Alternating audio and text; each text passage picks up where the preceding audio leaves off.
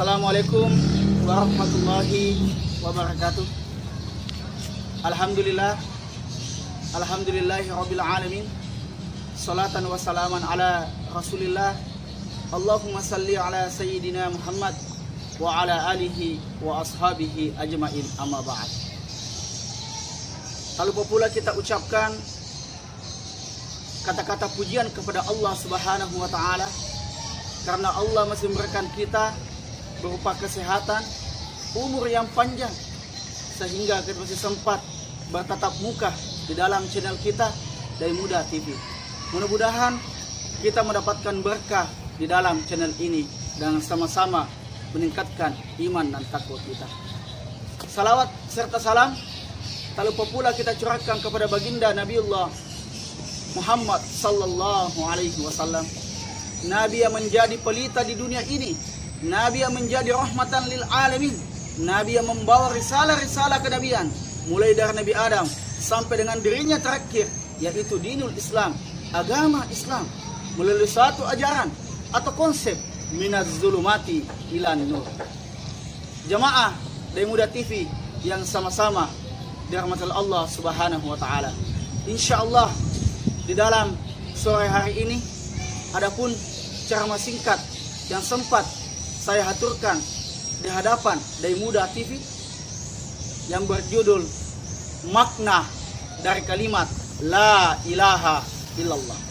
Pemirsa Dai Muda TV yang sama-sama dirahmati Allah Subhanahu wa taala, sering kita mendengar, sering kita melihat dan membaca di Al-Qur'an, sering kita bersikir dan berkata La ilaha illallah, tiada Tuhan selain Allah. Tetapi apa makna, arti dari kata atau kalimat La ilaha illallah belum terpatri di dalam kalbu kita, belum sinkron dengan perbuatan kita. Kita selalu mengucapkan, kita selalu mendengarkan, tetapi enggan melaksanakan, enggan tahu makna dari kalimat La ilaha illallah. Jemaah Dai Muda TV yang sama-sama dirahmati Allah Subhanahu wa taala, makna kalimat La ilaha illallah dibagi tiga oleh para ulama kita di dalam kitabnya. Yang pertama, makna dari kalimat La ilaha illallah yaitu La ma'buda illallah. La ma'buda illallah, tidak ada yang disembah kecuali Allah Subhanahu wa ta'ala. Pertanyaannya kemudian adalah, apakah kita sudah betul menyembah Allah Subhanahu wa ta'ala dengan tata cara yang dicontohkan oleh baginda Nabiullah Muhammad sallallahu alaihi wasallam? Jangan sampai kita mengaku salat, kita mengaku berpuasa, kita mengaku bersedekah, kita mengaku menyembah Allah Subhanahu wa taala, tetapi masih ada Tuhan yang lain yang kita sembah. Sebagai contoh adalah di kehidupan sehari-hari kita, banyak yang tidak salat, banyak yang tidak berpuasa, banyak yang tidak bersedekah. Karena apa? Karena hartanya, karena jabatannya. Dengan jabatannya dia lalai, dia mengabaikan, dia tidak menyembah Allah Subhanahu wa taala. Bisa jadi dia bisa salat zuhur, tetapi karena pekerjaannya, karena hartanya dia selalu dia hitung-hitung, sehingga lalai dari Allah Subhanahu wa taala. Itu yang pertama maknanya. Yang kedua, makna yang kedua dari kalimat La ilaha illallah yaitu La mahbuba illallah. Tak ada yang paling kita cintai di dunia ini kecuali Allah Subhanahu wa ta'ala. Salahkah kita jika kita mencintai istri kita? Tidak salah. Salahkah kita jika mencintai suami kita? Tidak salah. Salahkah kita mencintai cucu kita, saudara kita, keluarga kita, saudara-saudara muslim kita dan muslimat kita? Salahkah kita mencintainya? Tidak salah. Yang menjadi salah adalah ketika cinta kita lebih dibandingkan cinta kita kepada Allah Subhanahu wa ta'ala. Betulkah kita sudah mencintai Allah? Siapa yang tahu? Siapa yang tahu bahwa kita mencintai Allah kecuali pribadi diri kita, para pemirsa Dai Muda yang sama-sama dengan Allah Subhanahu wa ta'ala. Yang ketiga, makna dari kalimat La ilaha illallah yaitu La matluba illallah, yang artinya adalah tak ada yang kita tepat sasarannya adalah Allah Subhanahu wa ta'ala. dek gagar yak katai, dek gagar for you sangadinna pangallahu ta'ala bawa. Jamaah dari Muda TV yang sama-sama dirahmati Allah Subhanahu wa taala. Sebagai penutup kisah di dalam ceramah ini ada sebuah kisah ulama, ustaz yang suka memelihara burung beo. Burung beo dikenal dengan burung yang terpintar, pintar bicara, sehingga ulama ini, ustaz ini mengajarkan kalimat kepada si burung beo ini. Kalimat yang pertama diajarkan adalah Assalamualaikum. Walhasil 1 minggu dia ajarkan dan burung beonya pintar berkata Assalamualaikum. Minggu kedua dia ubah lagi karena sudah pintar.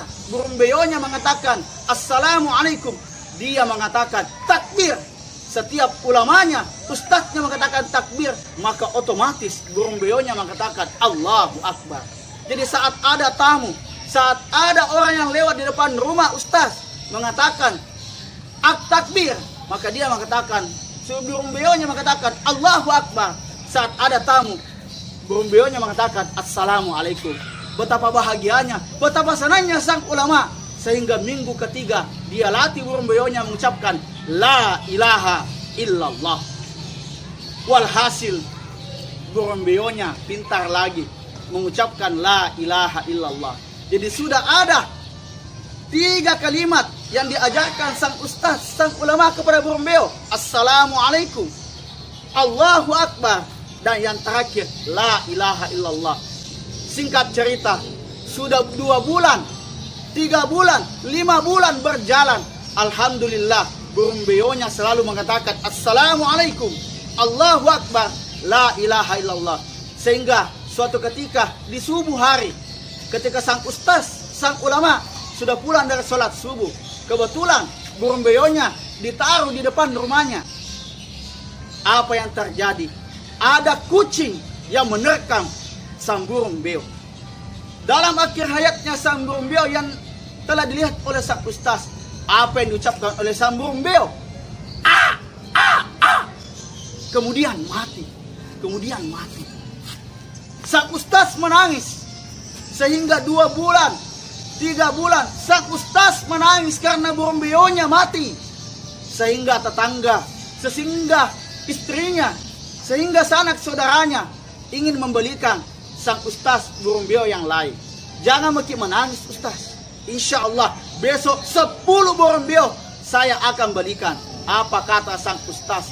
Bukan karena pintarnya burung beoku mengucapkan Assalamualaikum, Allahu Akbar, La ilaha illallah. Tetapi apa? Saya rasa diriku, bagaimana nanti kalau di akhir hayat saya? Apakah saya betul-betul pantas mengucapkan atau pantas pada saat akhir hayat saya, sakratul maut, mengucapkan La ilaha illallah? Sebagaimana kita ketahui bersama, La dahalal jannah mangkola La ilaha illallah. Tidak akan masuk surga seorang muslim dan muslimah jika tidak mengucapkan kalimat La ilaha illallah. Pertanyaannya kemudian adalah, apakah betul-betul kita sudah mengetahui makna dan arti kalimat La ilaha illallah? Apakah kita betul sudah menyembah Allah Subhanahu wa taala? Apakah betul-betul cinta kita kepada Allah Subhanahu wa taala? Apakah aktivitas kita betul-betul hanya untuk ridhonya Allah Subhanahu wa taala? Jika belum, marilah kawan-kawan, marilah para sahabat-sahabatku Nai Buddha Channel TV, marilah kita beristighfar, marilah kita kembali ke jalan Allah Subhanahu wa taala dengan jalan taubatan nasuha. Mudah-mudahan Anda dan saya pribadi mengambil hikmah dari ceramah ini sehingga kita pantas untuk menjemput surganya Allah Subhanahu wa taala. Lebih dan kurangnya mohon dimaafkan.